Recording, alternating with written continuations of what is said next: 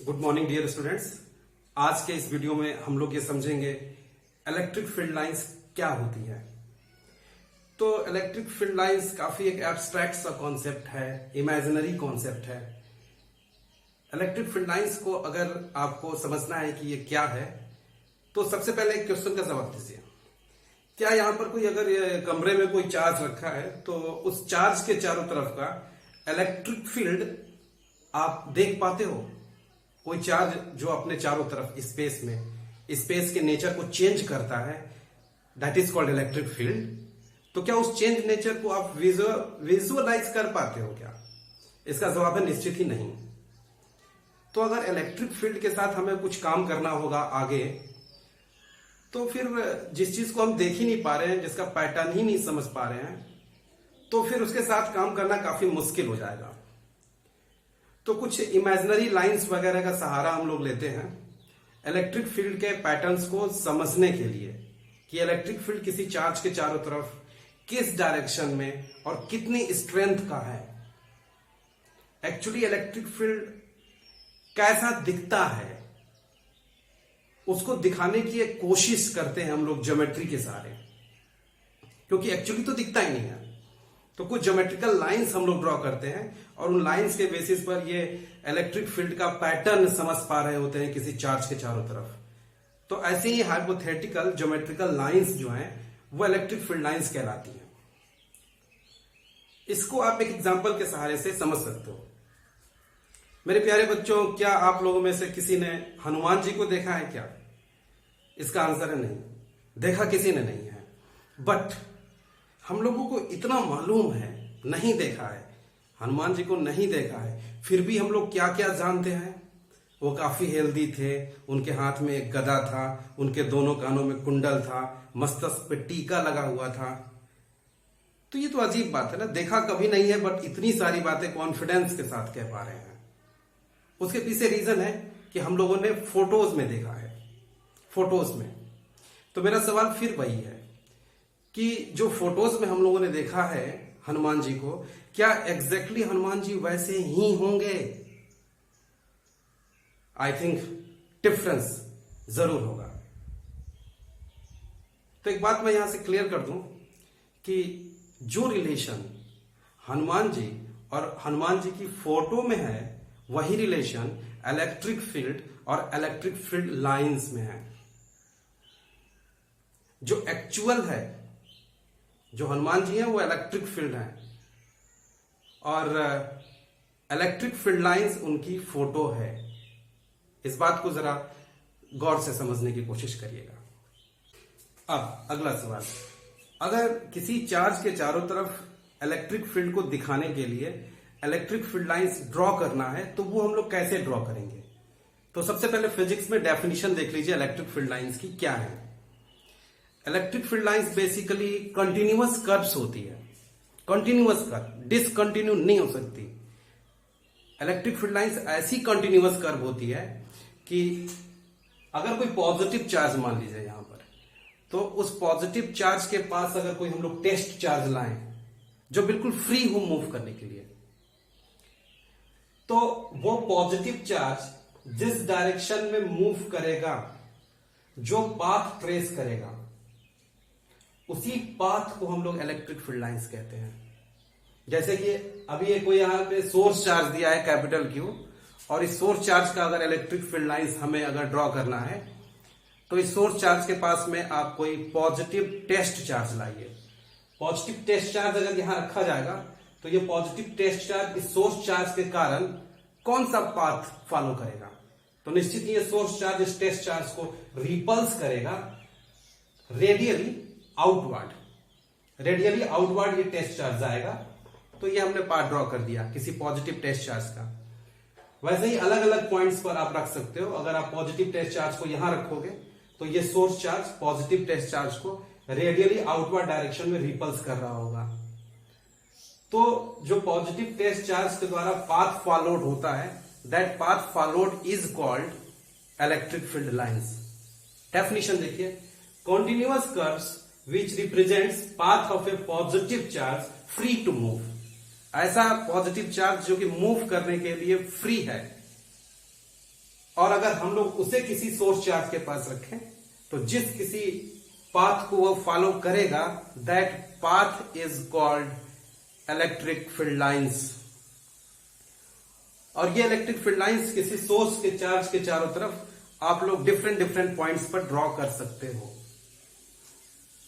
यहां रखोगे तो इधर मूव करेगा, यहां पॉजिटिव टेस्ट चार्ज रखोगे वो इधर मूव करेगा, यहां रखोगे तो वो इधर मूव करेगा। ओके, ऐसे ही किसी निगेटिव सोर्स चार्ज का इलेक्ट्रिक फील्ड ड्रॉ करना हो तो कैसे ड्रॉ करेंगे?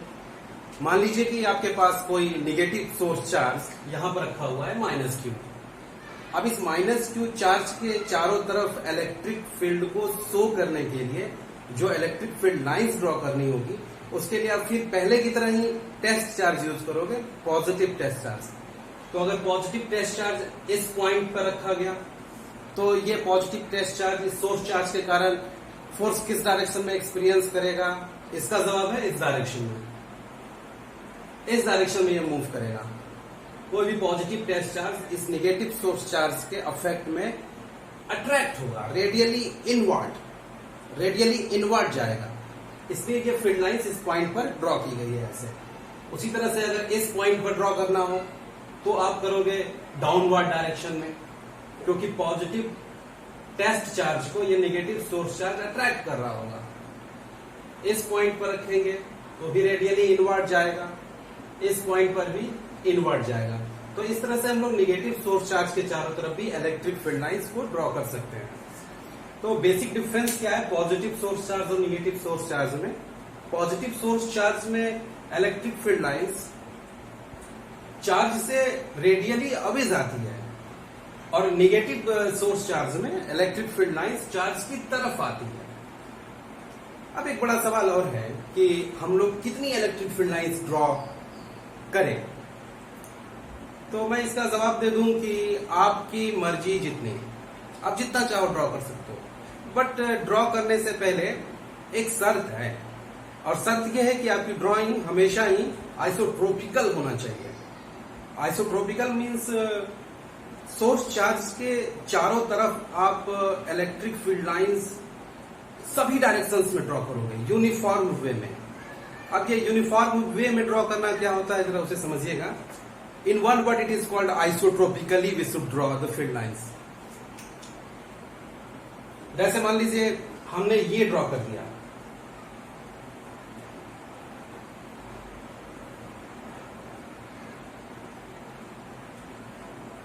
तो ये अभी इनकरेक्ट है, ये इनकरेक्ट हो गया। अगर हमने ऐसे ड्रॉ किया है तो इसके करेस्पॉन्डेंस में हमको इधर भी ड्रॉ करना पड़ेगा। ऐसे ड्रॉ किया है तो इसके करेस्पॉन्डेंस में हमें ऐसे भी ड्रॉ करना होगा। ये अब करेक्ट है।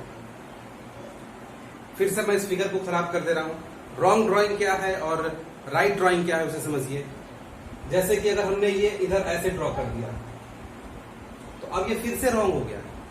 हमें इसके करेस्पॉन्डेंस में इधर भी ड्रॉ करना पड़ेगा। क्या अब करेक्ट है? ये अभी भी करेक्ट नहीं है। आपको सभी के स्पेसिंग में अब ड्रॉ करना पड़ेगा, सभी स्पेसिंग में। अगर आपने 2 स्पेसिंग में एक फील्ड लाइंस बढ़ाई है तो बाकी सभी स्पेसिंग में आपको एक एक फील्ड लाइंस बढ़ानी पड़ेगी। सभी स्पेसिंग में बढ़ाएंगे आप।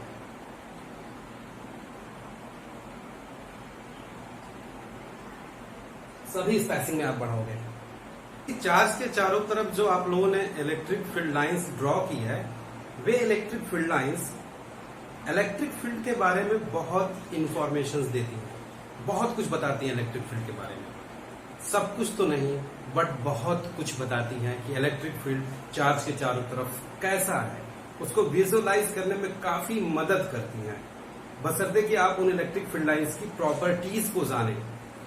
तो सबसे बड़ी प्रॉपर्टी है इलेक्ट्रिक फील्ड लाइंस की, बड़ी और पहली प्रॉपर्टी कि electric field lines originate from positive charge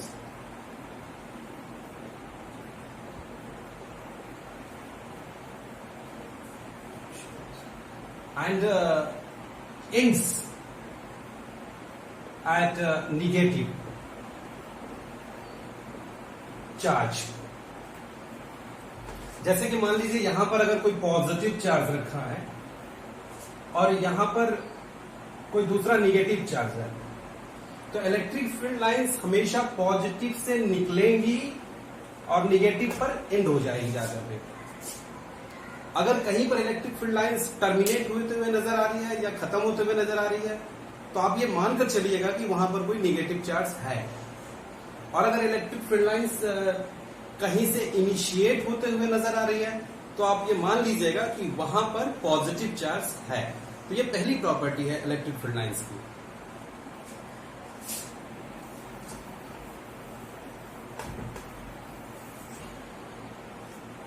second property,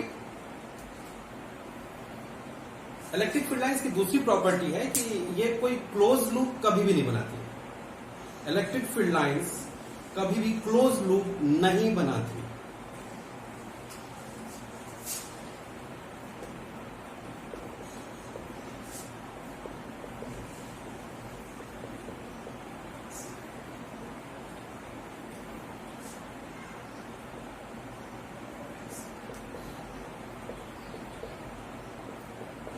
कभी भी क्लोज लूप नहीं बनाएंगे।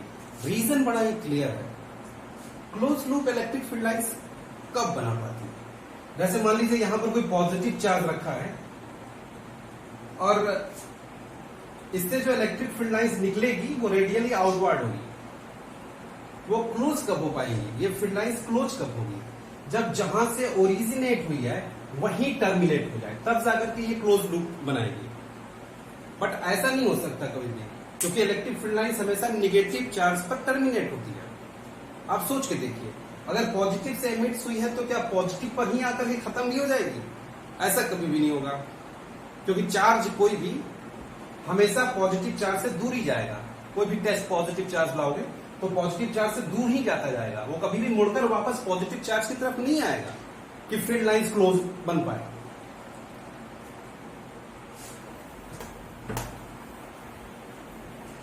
तीसरी प्रॉपर्टी ये है कि इलेक्ट्रिक फील्ड की डायरेक्शन भी किसी पॉइंट पर हम लोग निकाल सकते हैं इन इलेक्ट्रिक फील्ड लाइंस की सहायता से। जैसे मान लीजिए कि इलेक्ट्रिक फील्ड लाइंस कोई कर्व है, ये कोई कर्व है जो इलेक्ट्रिक फील्ड लाइंस है किसी चार्ज कॉन्फ़िगरेशन के चारों तरफ। अब अगर आपसे पूछा जाए कि इस पर्टिकुलर पॉइंट पर इलेक्ट्रिक फील्ड की डायरेक्शन क्या है, तो इलेक्ट्रिक फील्ड की डायरेक्शन निकालने का सबसे आसान तरीका होता है कि जिस पॉइंट पर आपसे इलेक्ट्रिक फील्ड की डायरेक्शन पूछा है, उस पॉइंट पर आप कर्व के ऊपर टेंजेंट ड्रॉ करिए।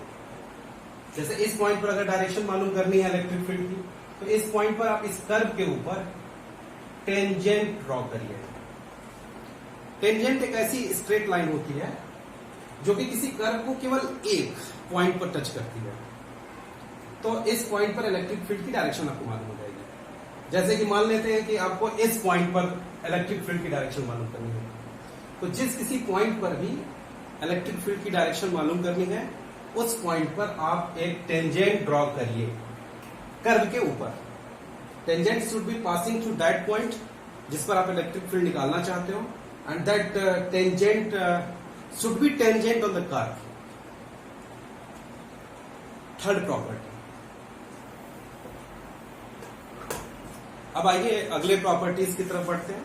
चौथी प्रॉपर्टीज मैं क्लियर कर दूं कि अगर आप एक एक प्रॉपर्टीज जानोगे तभी जाकर के किसी चार्ज कॉन्फ़िगरेशन के चारों तरफ इलेक्ट्रिक फील्ड लाइंस के पैटर्न को ड्रॉ कर सकते हैं।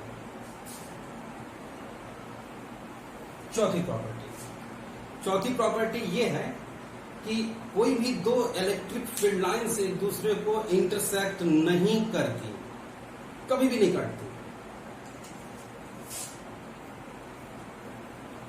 टू इलेक्ट्रिक फील्ड लाइंस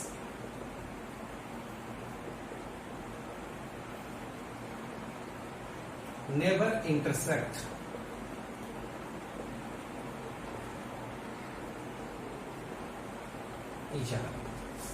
तो फील्ड लाइंस एक दूसरे को काट नहीं सकती कभी। अब क्यों नहीं काट सकती जरा उसे समझिए। जैसे मान लीजिए कि एक इलेक्ट्रिक फील्ड लाइंस ये है और ये कोई दूसरी इलेक्ट्रिक फील्ड लाइंस है, और थोड़ी देर के लिए हम मान लेते हैं कि दोनों इस पॉइंट पर एक दूसरे को काट रहे हैं। मैं क्लियर कर दूं कि दो field lines, electric field lines एक दूसरे को इंटरसेक्ट नहीं करती हैं, और नहीं करती हैं ये प्रूफ करने के लिए थोड़ी देर के लिए हम मान लेते हैं कि काट रही हैं। काट रही हैं तो कौन सी समस्या खड़ी हो जाएगी उसे समझिए, क्या प्रॉब्लम खड़ी हो जाएगी। अगर इंटरसेक्ट करेगी तो जरा हम इंटरसेक्शन पॉइंट पर इलेक्ट्रिक फील्ड की डायरेक्शन देखना चाहते हैं। आपको पहले ही पता है कि किसी भी पॉइंट पर इलेक्ट्रिक फील्ड की डायरेक्शन निकालने के लिए उस पॉइंट पर हम लोग टेंजेंट ड्रॉ करते हैं कर्व के ऊपर। तो चलिए इस पॉइंट पर हम लोग इलेक्ट्रिक फील्ड की डायरेक्शन मालूम करने के लिए टेंजेंट हमने ड्रॉ कर दिया पहले कर्व के ऊपर। ठीक वैसे ही अगर हम लोग इस पॉइंट पर टेंजेंट ड्रॉ करना चाहे इस कर्व के ऊपर तो एक और टेंजेंट मिल जाएगा। तो एक बड़ी विडंबना यहां पर है कि इस पॉइंट पर इलेक्ट्रिक फील्ड की दो डायरेक्शंस हो जा रही हैं। और सोच के देखिए, इलेक्ट्रिक फील्ड की दो डायरेक्शंस हो जा रही हैं इस पर्टिकुलर पॉइंट पर। इलेक्ट्रिक फील्ड एक वेक्टर क्वांटिटी है, किसी वेक्टर क्वांटिटी के पास अपनी कोई एक निश्चित दिशा होती है किसी एक पर्टिकुलर पॉइंट पर, बट यहां फील्ड की दो दिशाएं मिल रही हैं, which is quite impossible, and this is the reason why two field lines cannot intersect each other.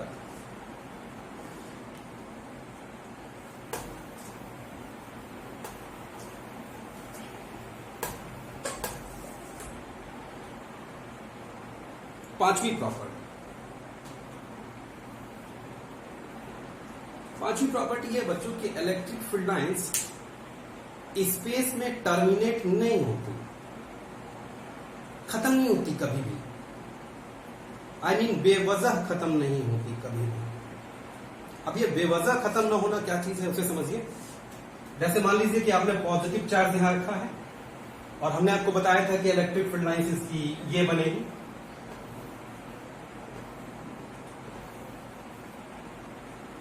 ये इलेक्ट्रिक फील्ड लाइंस जो पॉजिटिव चार्ज से निकल रही है ये इनफाइनाइट तक जाएगी। हमने ड्रॉन जरूर नहीं किया था, बट फैक्ट ये है कि ये electric field lines positive charge से निकलने के बाद इनफाइनाइट तक जाएगी। अब सोच के देखिए। और हाँ, खत्म कब होगी? खत्म होने का एकमात्र रीजन हमने बताया था कि अगर कहीं पे इस फील्ड लाइंस को निगेटिव चार्ज से मुलाकात हो जाती है तो निगेटिव चार्ज पर ये टर्मिनेट हो जाएगी। एक बात मैं फिर, छठी प्रॉपर्टी, इलेक्ट्रोस्टैटिक फील्ड लाइंस हमेशा ही किसी चार्ज कंडक्टर के सरफेस के परपेंडिकुलर ही होता है। जैसे कि मान लीजिए 6 प्रॉपर्टी, इलेक्ट्रिक फील्ड लाइंस या इलेक्ट्रोस्टैटिक फील्ड लाइंस भी नाम है इसका। Electrostatic field lines are always perpendicular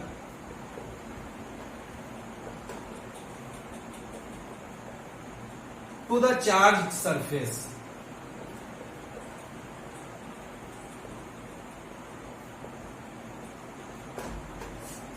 जैसे कि मान लीजिए कि ये कोई यूनिफॉर्मली चार्ज स्फीयर है,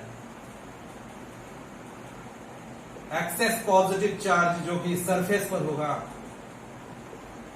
इसकी अगर आप इलेक्ट्रिक फील्ड लाइंस ड्रॉ करना चाहते हो तो हमेशा सरफेस के परपेंडिकुलर ही ड्रॉ करना पड़ेगा।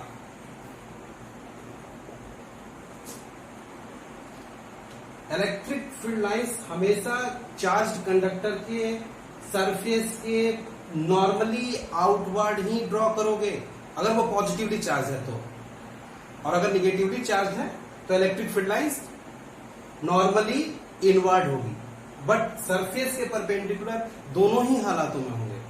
उसके पीछे रीजन है, और रीजन ये है कि अगर ये इलेक्ट्रिक फील्ड नॉर्मल ना होकर के थोड़ी देर के लिए मान लेते हैं कि कुछ एंगल बना लिया, अगर इलेक्ट्रिक फील्ड लाइंस ऐसी हो जाए तो इस इलेक्ट्रिक फील्ड लाइंस के दो कंपोनेंट्स हो जाएंगे, एक हॉरिजॉन्टल और एक वर्टिकल। तो ये जो हॉरिजॉन्टल डायरेक्शन में इस इलेक्ट्रिक फील्ड का एक कंपोनेंट मिल रहा है आपको, ये वाला, ये सरफेस पर चार्जेस को मूव करा देगा। और जैसा कि आप लोग जानते हैं कि चार्ज हमेशा ही इलेक्ट्रिक फील्ड की डायरेक्शन में मूव कर जाता है अगर पॉजिटिव चार्ज हो तो, और जैसे ही चार्ज मूव कर जाएगा, इन लाइंस का नाम इलेक्ट्रोस्टैटिक फील्ड लाइंस नहीं होगा, इलेक्ट्रोडायनेमिक फील्ड लाइंस शायद हो सकता है, वो तो जो एग्जिस्ट ही नहीं करती। तो कहने का मतलब यह है कि इलेक्ट्रिक फील्ड का सरफेस का परपेंडिकुलर होना जरूरी है, ऐसा नहीं होगा तो इलेक्ट्रिक फील्ड का एक हॉरिजॉन्टल कंपोनेंट आएगा सरफेस के एलोंग, जो कि सरफेस पर चार्जेस को मूव करा देगा, और अगर मूव करा देगा तो ये इलेक्ट्रोस्टैटिक्स नहीं रह जाएगी, इलेक्ट्रोडायनामिक्स बन जाएगी।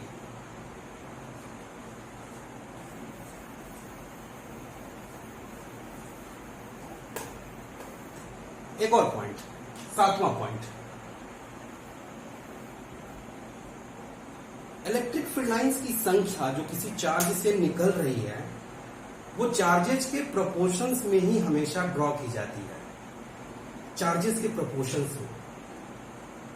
जरा इस बात को समझने की कोशिश करें। जैसे मान लीजिए हमने यहां पर Q चार्ज रखा है और यहां +2Q रख दिया है। हम इससे अगर फील्ड लाइंस ड्रॉ करना चाहते हैं, अगर हमने इससे 4 फील्ड लाइंस ड्रॉ की है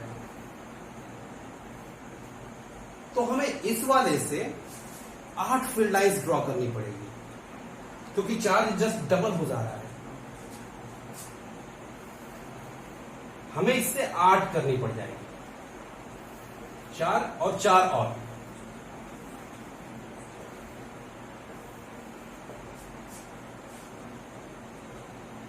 चार्जेस के रेशियो में ही हम लोग फील्ड लाइंस ड्रॉ कर सकते हैं। हाँ, एक बात है, अगर दोनों चार्जेस आपको एक साथ अवेलेबल है, दोनों के लिए आप ही फील्ड लाइंस ड्रॉ कर रहे हो, तो ऐसा करना पड़ेगा। अदरवाइज अगर सिर्फ एक ही चार्ज मौजूद है तो आपकी मर्जी, आप चाहे जितना भी ड्रॉ करो, बट आइसोट्रोपिकली ड्रॉ करना होगा। एक ही सीन में अगर 2 चार्जेस मौजूद हैं, एक ही फ्रेम ऑफ रेफरेंस में अगर आपको ड्रॉ करना है फील्ड लाइंस को, तो आप ये वाली हरकत करोगे।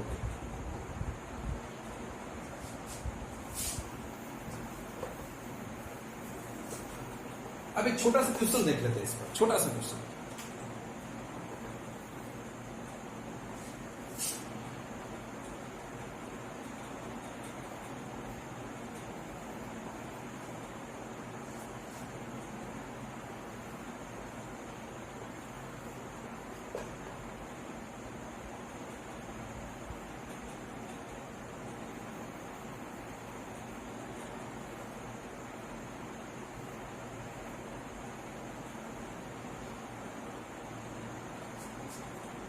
अगर आपको इस क्वेश्चन में, क्वेश्चन बढ़ना लीजिए, क्वेश्चन सिर्फ इतना ही है। इस क्वेश्चन में अगर आपसे ये पूछा जाए कि Q1 और Q2 चार्ज का रेशियो कितना है, Q1/Q2 कितना होगा, तो क्या आप इस क्वेश्चन में सिर्फ इतनी ही इंफॉर्मेशन के बेसिस पर इन दोनों चार्जेस के रेशियोज को फाइंड कर सकते हैं क्या?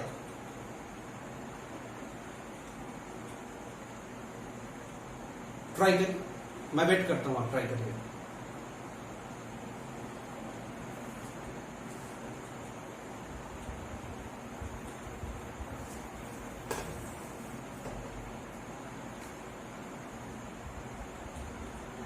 जरा समझने की कोशिश करिए, ये किया जा सकता है।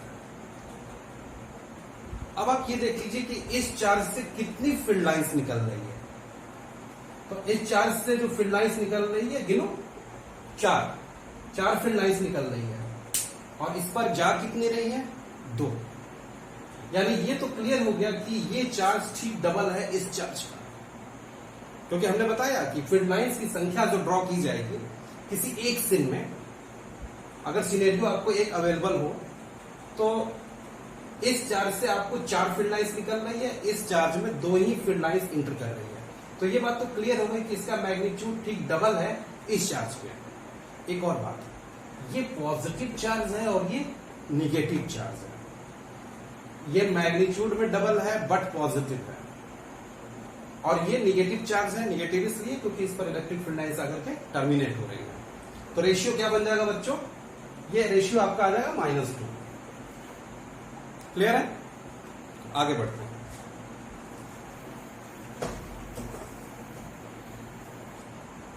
आठवीं प्रॉपर्टी की तरफ। आठवीं प्रॉपर्टी ये है बच्चों कि कोई भी दो चार्जेस को ज्वाइन करोगे अगर, जैसे मान लीजिए आपके सिनेरियो में दो चार्जेस अवेलेबल हैं, Q1 और Q2। इन दोनों चार्जेस को ज्वाइन करने वाली लाइन के साइमेट्रिकली फील्ड लाइंस हमेशा ही साइमेट्रिक होती हैं। साइमेट्रिक होती हैं दैट मीन्स कि अगर आपने एक लाइन इधर ड्रॉ किया है इलेक्ट्रिक फील्ड लाइंस, तो आपको इसके साइमेट्रिकली इधर भी ड्रॉ करना पड़ेगा, हूबहू वैसा ही, सेम टू सेम। ये मैंने थोड़ा गलत ड्रॉ कर दिया है, सेम टू सेम ड्रॉ करना पड़ेगा।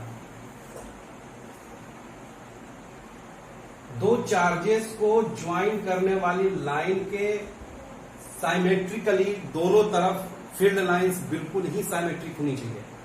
तो अगर हमने एक ऐसे ड्रॉ किया है तो ठीक ऐसा ही फील्ड लाइंस हमको इधर ड्रॉ करना पड़ेगा। अगर हमने ऐसा ड्रॉ किया है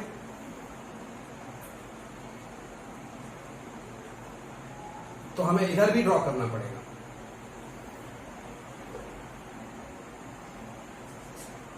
अगर हमने ऐसे ड्रॉ किया है तो हमें इसको इधर भी ड्रॉ करना पड़ेगा। कहने का मतलब यह है कि दो चार्जेस को ज्वाइन करने वाली लाइन के आप ऊपर देख लीजिए या नीचे देख लीजिए, फील्ड लाइंस बिल्कुल सिमिलर, सेम दिखाई देना चाहिए। तो चलिए इस प्रॉपर्टी का क्या यूज है इसको देखते हैं एक सवाल के माध्यम से।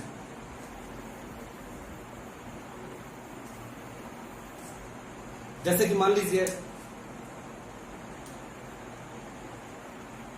ये Q1 चार्ज है और ये Q2 चार्ज है, और हमने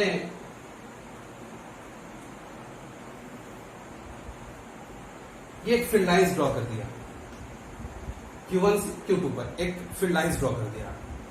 और मेरा अब यहां से क्वेश्चन है कि दोनों चार्जेस में से कौन सा चार्ज बड़ा है। इंफॉर्मेशन केवल इतनी ही है आपके पास, तो क्या आप इतनी इंफॉर्मेशन के बेसिस पर बता सकते हैं कि दोनों चार्जेस में से बड़ा चार्ज कौन सा है? ट्राई करिए, सोचिए, समय दे रहा हूं।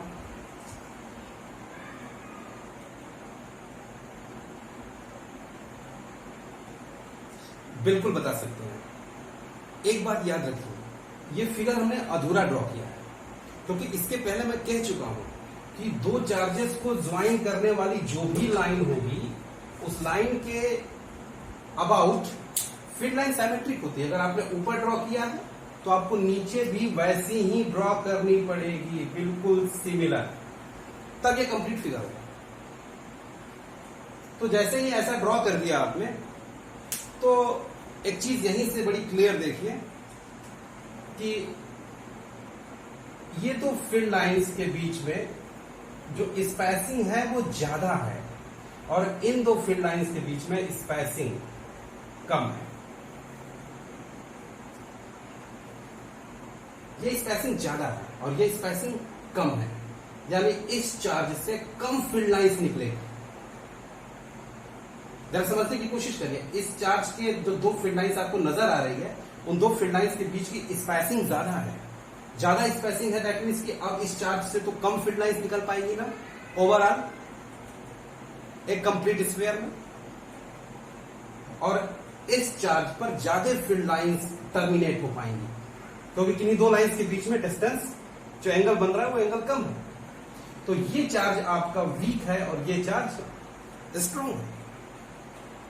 इसको थोड़ा और डिटेल में समझने की कोशिश करिए। चलिए इस चार्ज को ले लेते हैं हम लोग Q1, और अपने मन से ही हम लोग ड्रॉ कर दे रहे हैं फील्ड लाइंस।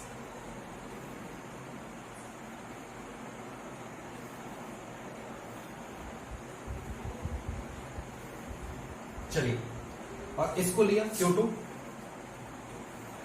इसकी फील्ड लाइंस हम ड्रॉ कर रहे हैं।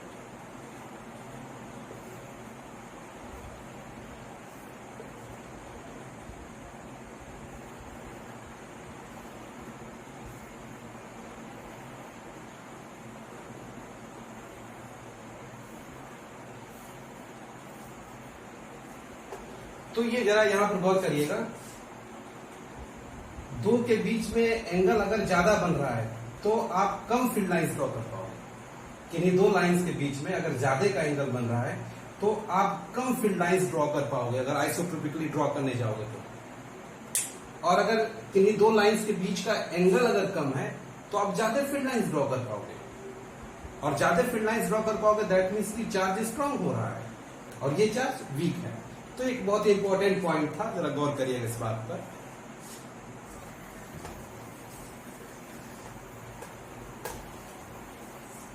Last point,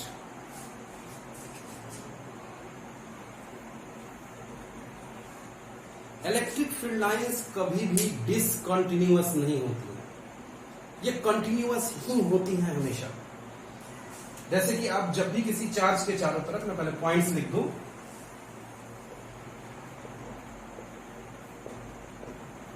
electric field lines